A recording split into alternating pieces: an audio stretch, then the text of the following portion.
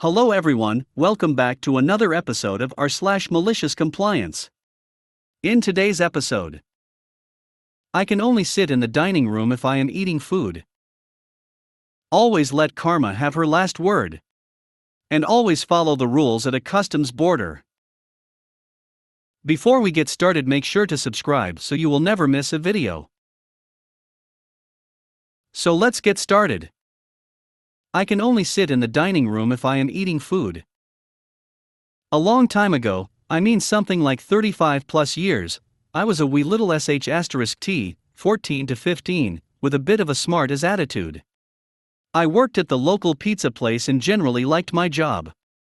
My manager was a young, 18 to 19, lady that the teen would get high and drunk with after work, and typically just hung out and partied all the time at her apartment. Well, the owner decided that she was a little too young to be the manager, so he demoted her to assistant and hired a new general manager. We'll call him Mr. Smith. Mr. Smith ended the employee discount for food and ended our perk of getting to eat messed up orders because he thought that we messed them up all the time on purpose. Plus he liked to eat anchovies right out of the can gross. So he was all around not very popular with the kids on staff, including me. Another rule that he put in place was that during our breaks, we could not sit at any of the tables in the dining area unless we were eating something. But he never specified what we had to eat. Cue the malicious compliance.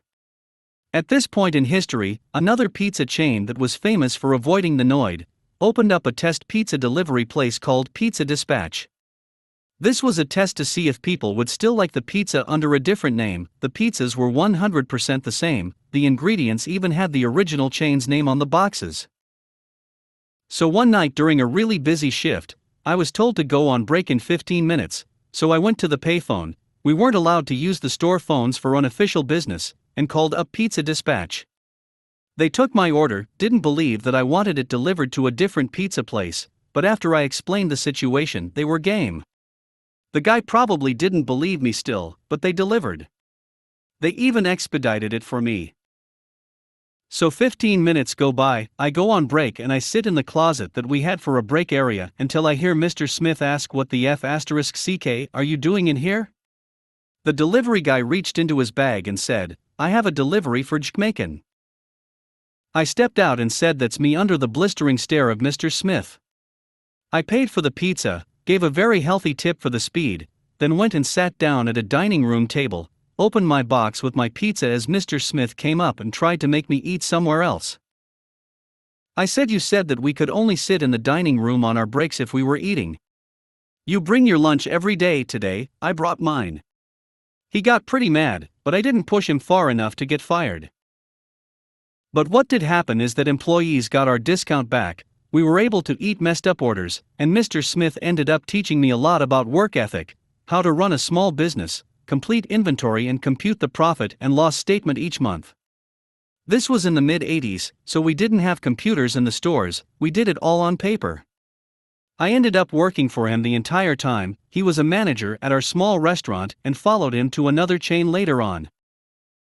I still think about him and the lessons he taught me from time to time. While he wasn't a great manager at the beginning, he ended up being a great leader and mentor. Note: I turned off notifications for this post since I am about to go to bed. Oh, and my wife says I am still a little sh*t with a smart-ass attitude. Always let karma have her last word. And always follow the rules at a customs border. A few years ago, I lived in Germany, EU, and wanted to spend winter holidays in my homeland, Serbia, which is not in the EU. I packed my 3 kids on my back seat. The twins were less than 2 years old, and the elder daughter was 7. I drove from Hamburg to Hungary, where I had to cross the border to enter Serbia. However, due to the holiday season, the line with cars and buses was more than 1 kilometer long. The waiting time was several hours. There was no other option but to wait patiently and move slowly forward, 5 meters at a time. As the time went by, my kids got restless. I had to feed them, change their diapers, calm them down. Any parent who travels with toddlers knows this situation well. As I was focused on them, I didn't notice that 2 buses went through the border, and that I had to move my car forward for some 30 to 40 meters. 3 cars behind me used this opportunity to slip by and get in front of me. By the way, such thing is not allowed before a customs border. I noticed it and went out of my car. I said to them that their conduct wasn't fair. I had 3 small kids in my car, and I wasn't using that situation to my advantage, and if I could wait patiently for my turn, so could they.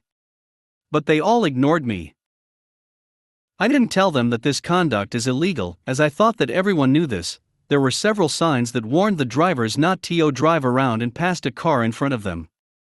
I didn't have time or energy to argue with them, so I got back into my car and thought, if I can wait for 6 hours, then I can also wait for 6.5 hours. Some 15 minutes later, 2 customs officers patrolled down the line of cars, for some reason unknown to me, probably routine, I cannot tell. They looked into each car, and when they saw my toddlers on the back seat, one of them told me that they would immediately open the second gate, to speed the things up. Hungarians are great, aren't they? 3 drivers from those cars in front of me heard this. They were outside, having a smoke, and rushed back to their driver's seats. I knew what was coming. I started the engine and let the 3 of them block my way, cut me off and park at the front of the second, newly opened gate. I slowly left the first line and parked my car behind them. I had a gut feeling that my sister Karma, she was about to act.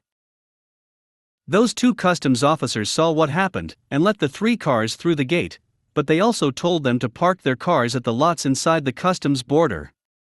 Anyone who ever crossed the Hungarian/Serbian border knows what that means. They were going to search all 3 cars and their passengers and baggage thoroughly, which meant hours and hours of waiting, answering endless questions, unpacking, packing, and all sorts of annoying stuff. When I arrived at the gate, the customs officers greeted me and asked for our passports. "What's the purpose of your travel?" one of them asked. I told him, I want my kids to spend this Christmas with their grandparents in Serbia. He stamped our passports, greeted me and wished me safe travel and Merry Christmas. As a Christmas gift for my kids, he promised that he'd keep the 3 cars at the customs border for the next 6 hours at least, and that they'd have to pay a really nasty fine for their misdemeanor. The second customs officer said, "I hope you enjoyed your stay in Hungary, ma'am." "Oh yes I did, sir, I surely did," smiley face.